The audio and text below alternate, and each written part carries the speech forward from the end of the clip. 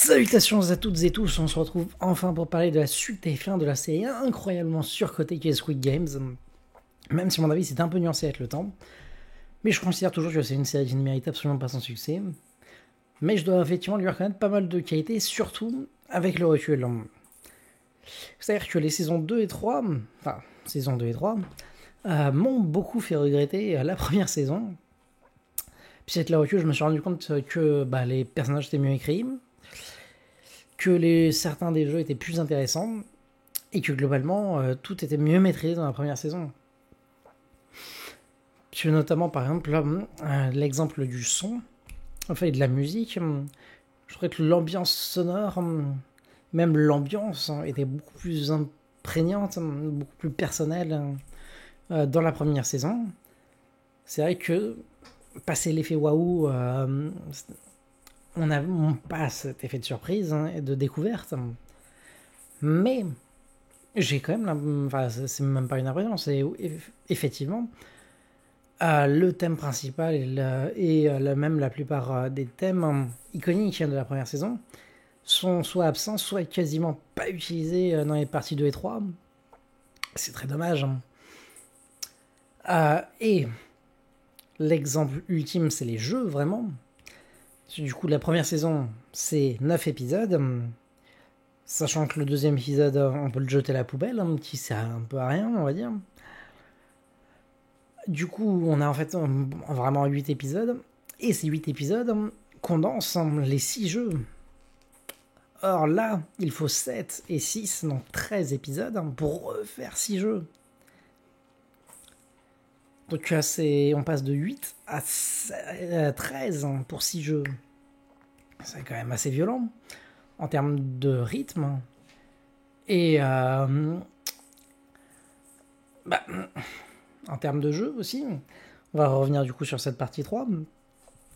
Mais le fameux épisode 2 sur le cache-cache, effectivement très sympathique, au demeurant. Mais c'est un peu une ressucée de l'épisode sur les billes de la première saison. Avec le manque de finesse. Parce que du coup, dans la première saison, c'était vraiment ce concept des petits jeux innocents. Là, il n'y a plus rien d'innocent dans ce cache-cache, c'est un massacre. Alors que le résultat était le même dans l'autre. Mais il s'est pas les mains directement. C'était les conséquences.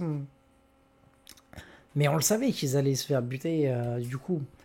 Mais c'est quand même pire psychologiquement de se dire j'ai perdu, mais je n'en ai pas la conséquence immédiate. C'est l'épée de Damoclès qui va me tomber quand le chrono va tomber à 0. Et derrière, c'est frontalement, vous devez tuer quelqu'un. C'est quand même pas le même niveau de finesse d'écriture. Même si, effectivement, en termes de décor, avec le jeu des portes, c'est vraiment pas mal. Mais bon, voilà. Et puis, aussi impossible de ne pas parler de tout ce qui entoure le personnage de l'inspecteur. Je suis dans la première saison, quand même, en 9 épisodes. Déjà, il s'infiltre. Donc, du coup, en fait, il condensait son propre rôle et celui du coup de la fille nord-coréenne de la partie 2 et 3. Mais en termes d'accomplissement, quand même, on passe d'avoir réussi l'infiltration dans ce milieu-là, d'avoir tout découvert, et d'être s'en est ressorti vivant de tout ça, à une saison 2 où il cherche l'île, littéralement pendant toute la saison, il cherche l'île. Aïe, hein. Et là, encore une fois, il cherche l'île. Et oui, effectivement, il la trouve à la fin. Spoiler. Mais ça fait rien. Alors, oui, il a sauvé la vie d'une personne. Incroyable. Et c'est son seul accomplissement. Et on n'est même pas sûr qu'il n'aurait pas pu se sauver lui-même. C'est quand même assez maigre.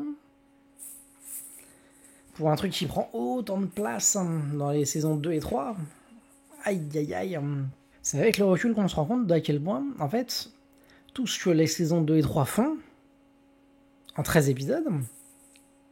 La saison 1, malgré plein de défauts, notamment son épisode 2 catastrophique, et sa fin extrêmement frustrante, et voilà.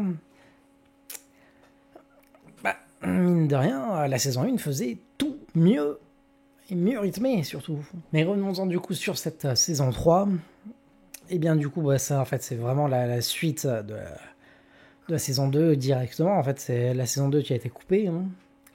Ça, ils n'en ont même pas caché spécialement. Et c'est pour ça d'ailleurs qu'on a eu, entre guillemets, que 7 mois d'écart entre les saisons 2 et 3, alors qu'il a fallu attendre pratiquement 4 ans pour la saison 2, depuis la saison 1. Mais bah voilà, quoi, c'est vraiment la nouvelle politique de Netflix de couper les trucs. Alors que moi, je n'ai pas attendu Netflix avant de me lancer dans du binge-watching. Par exemple, beaucoup de séries, j'avais attendu qu'elles soient finies carrément, que l'intégralité de la série soit finie pour m'y mettre. Parce que par exemple, pendant des années, on m'avait dit beaucoup de bien de Gilmore Girls. Bah, j'ai attendu que ce soit terminé pour regarder tout d'un coup. Et j'ai binge-watché l'intégralité de Gilmore Girls en un mois. Et pareil, Breaking Bad, j'avais attendu que ce soit fini pour regarder. Et même Game of Thrones, la saison 5 sortait quand j'ai commencé à regarder. Donc c'est dire. Pour moi, ça a toujours été beaucoup plus agréable de ne pas attendre déjà une semaine entre chaque épisode. Ça, c'est vraiment un truc que je ne pourrais plus faire aujourd'hui. Mais du coup, vraiment, j'avais vécu beaucoup cette frustration de la fin de la saison 2 de Squid Games, où j'ai l'impression qu'il s'était vraiment rien passé et que on s'arrêtait en plein milieu. Et effectivement, c'est le cas, vraiment, on s'arrêtait en plein milieu. Alors, cette saison 3, est-ce que ça a réussi à me réconcilier un peu avec, du coup, Squid Games ? Alors, oui et non. Oui, dans le sens où j'ai trouvé que, enfin, on concluait tous les arcs ouverts dans la deuxième saison. Mais déjà, la plupart des traitements des personnages, on est toujours dans cette injustice qui était déjà la marque de fabrique de la première saison et qui m'avait un peu dégoûté de la première saison. Où vraiment j'avais trouvé que le mérite et que le développement des personnages n'était pas récompensé et n'était pas à la hauteur. Mais là, par exemple, c'est vraiment bien illustré avec le personnage du rôle du père du bébé. Parce que, évidemment, oui, ça, tout le monde va en parler de partout, c'est le fameux bébé. Bah oui, quand on utilise que une fille est enceinte et qu'elle arrive au terme, on se doute bien qu'elle va accoucher. Et oui, ça va arriver. Mais donc il y a le personnage du père, où à chaque fois on se dit, peut-être que là il va pouvoir se racheter, avoir une conduite héroïque, tenir ses promesses, peut-être.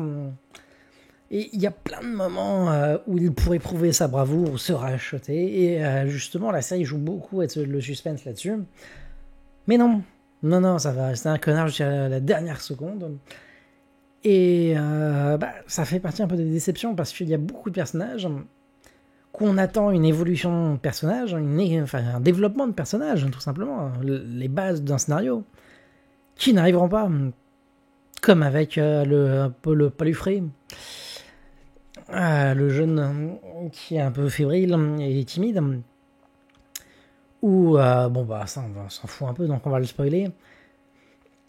On nous le montre comme chétif, peureux.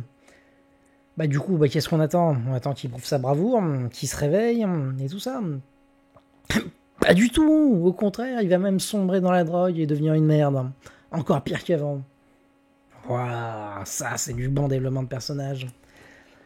Et on pourrait même plus ou moins parler de tout ce qui est le cynisme ambiant, le nihilisme, puisque il n'y a pas grand chose qui sert à grand chose. Comme avec l'inspecteur, dont tout son arc narratif, la définition même de la vacuité. Et à côté de ça, oui, alors le personnage principal de la série, que j'avais totalement détesté sur la première saison, que dès le premier épisode, je me dis oh là là, j'espère qu'il va mourir dans les premiers. Mais effectivement, dans la saison 2, il avait un peu su se racheter, devenir intéressant même. Et malheureusement, cette saison 3 va pas en faire grand-chose. C'est très dommage.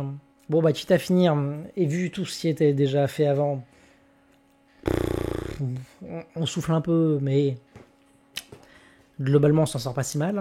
C'est un poil plus satisfaisant que la deuxième partie, quand même. En revanche, vraiment, tout ce qui est développement de personnage, c'est une catastrophe sur toute la ligne.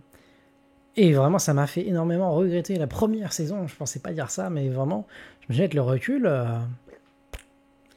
tous les trucs où je me suis dit des saisons 2 et 3, quand même, ça aurait pu être mieux. Bah, c'était mieux dans la saison 1. Donc voilà, bon bah si vous avez aimé Squid Games, bon bah que vous avez déjà vu les 2 premières parties, lancez-vous dans la 3e, il n'y a aucun débat là-dessus. Et puis si vous avez jamais regardé Squid Games, je vous conseillerais quand même de tester la saison 1 pour un peu tâter le terrain, en vous disant que c'est ce que vous verrez de mieux et que derrière ça va être un peu un repompé en moins bien et en plus lent.